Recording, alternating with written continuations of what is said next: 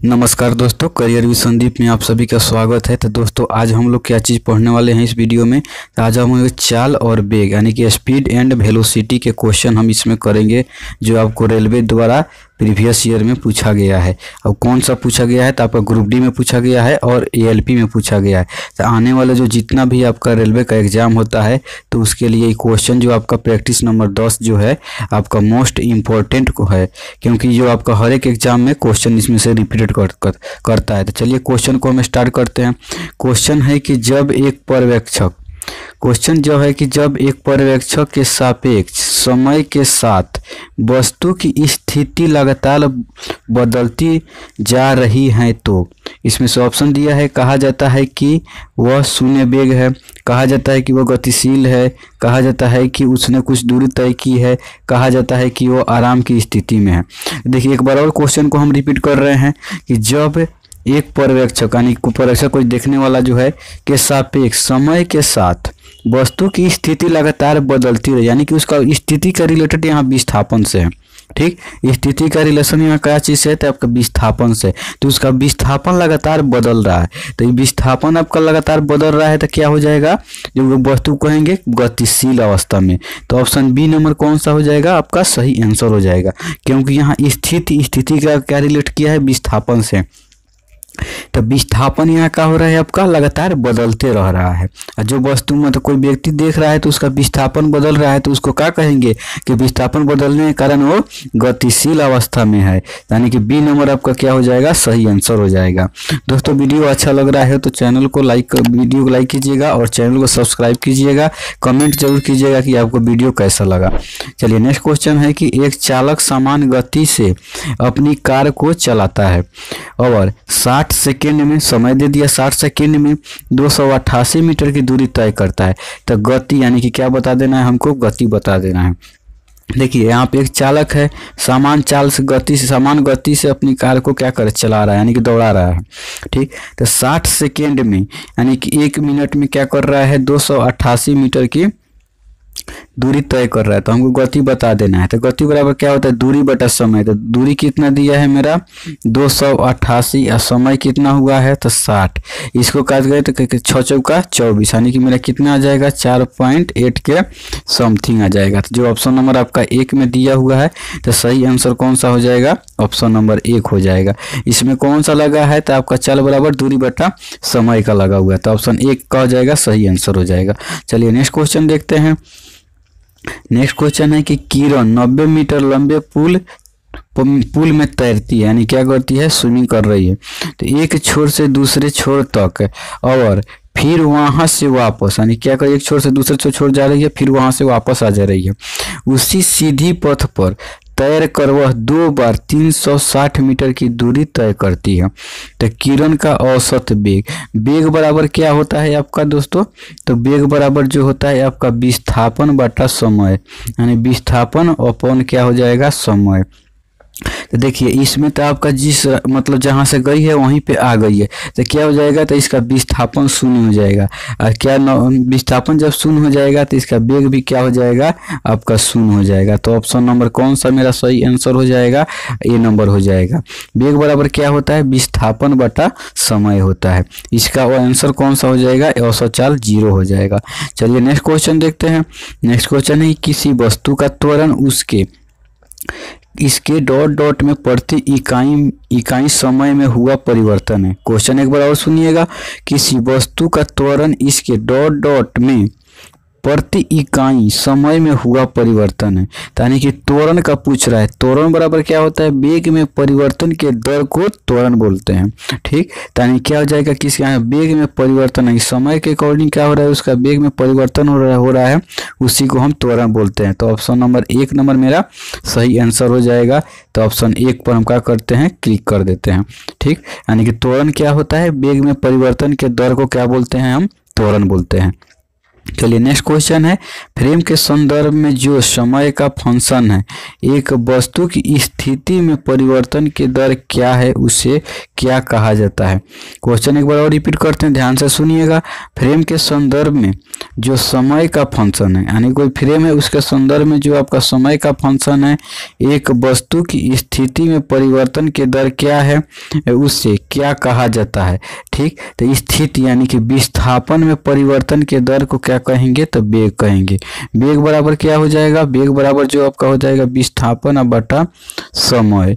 ठीक, वेग बराबर क्या हो जाएगा, विस्थापन यानी कि स्थिति, विस्थापन में आपका परिवर्तन हो रहा है किसके अकॉर्डिंग, समय के अकॉर्डिंग, तो उसको क्या कहेंगे, तो उसको वेग कहेंगे।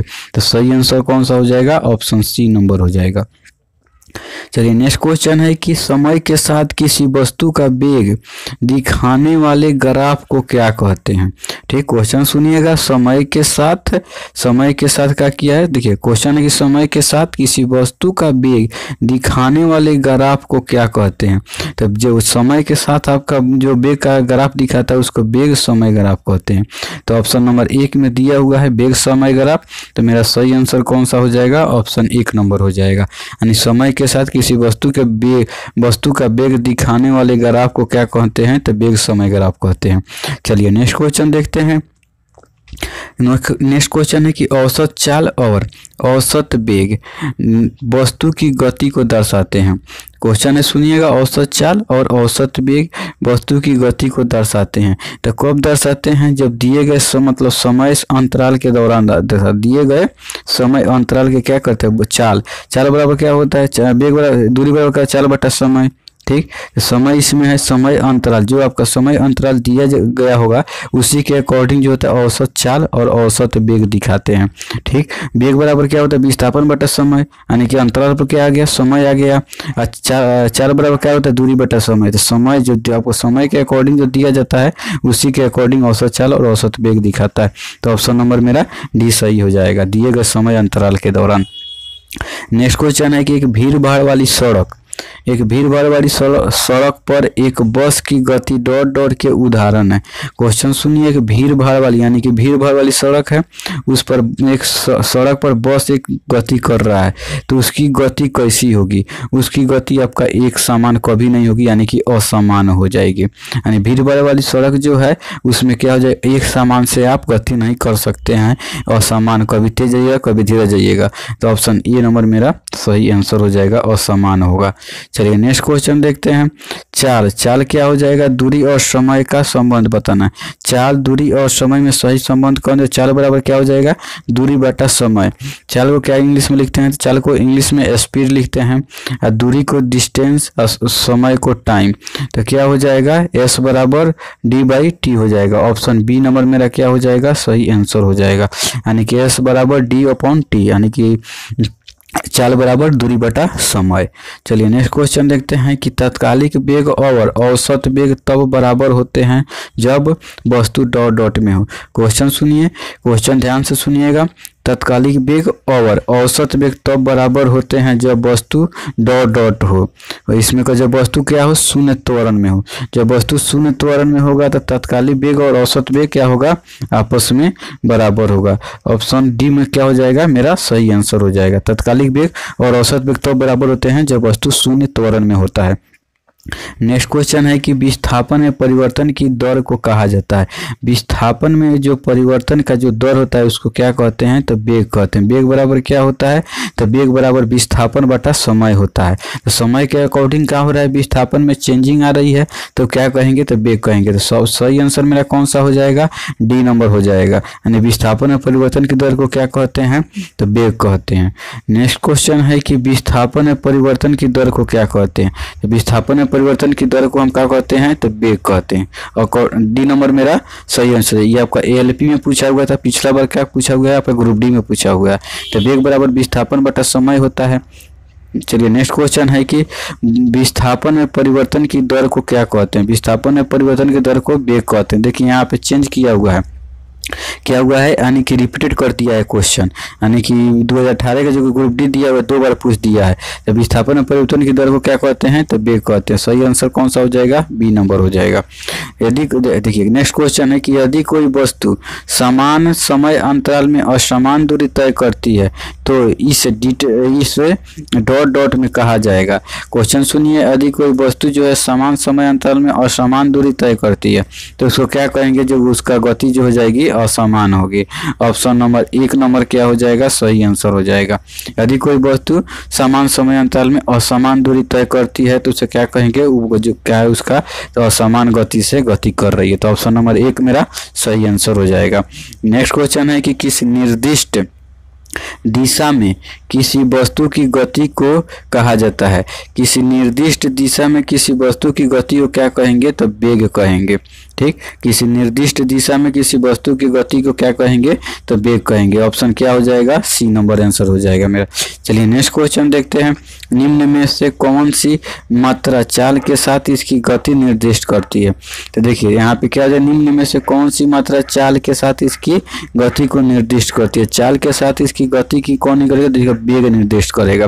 तो ऑप्शन नंबर मेरा कौन सा हो जाएगा, ऑप्शन नंबर मेरा सी सही आंसर हो जाएगा। चाल के साथ इसकी गति को कौन सा निर्दिष्ट करेगा, तो वेग निर्दिष्ट करेगा। ऑप्शन नंबर सी मेरा सही आंसर हो जाएगा। नेक्स्ट क्वेश्चन है कि एक निश्चित दिशा में बढ़ रही वस्तु की गति को वैज्ञानिक शब्दावली में किस पद के रूप में जाना जाता है।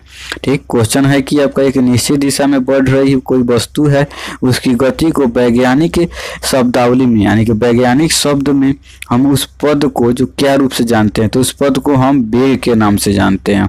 ठीक, ऑप्शन नंबर मेरा क्या हो जाएगा, ए नंबर मेरा सही आंसर हो जाएगा। लेकिन वैज्ञानिक शब्दावली में कोई वस्तु गति कर रही है तो उस पद को क्या कहेंगे, तो वेग कहते हैं। चलिए नेक्स्ट क्वेश्चन देखते हैं। समय के साथ विस्थापन में परिवर्तन के दर को क्या कहते हैं। देखिए क्वेश्चन है कि समय के साथ विस्थापन में परिवर्तन के दर को क्या कहते हैं। तो समय के साथ जो आपका विस्थापन में परिवर्तन होता है उसको क्या कहते हैं, तो वेग कहते हैं। ठीक, मेरा इस क्वेश्चन के अकॉर्डिंग सही आंसर कौन सा हो गया, ऑप्शन सी हो गया वेग। वेग बराबर जो होता है आपका विस्थापन बाटा समय होता है, यानी कि विस्थापन और समय का अनुपात जो का कहलाता है, तो वेग कहलाता है। समय के अकॉर्डिंग जो विस्थापन किसके अकॉर्डिंग चेंज होता है, तो समय के अकॉर्डिंग आपका चेंज होता है।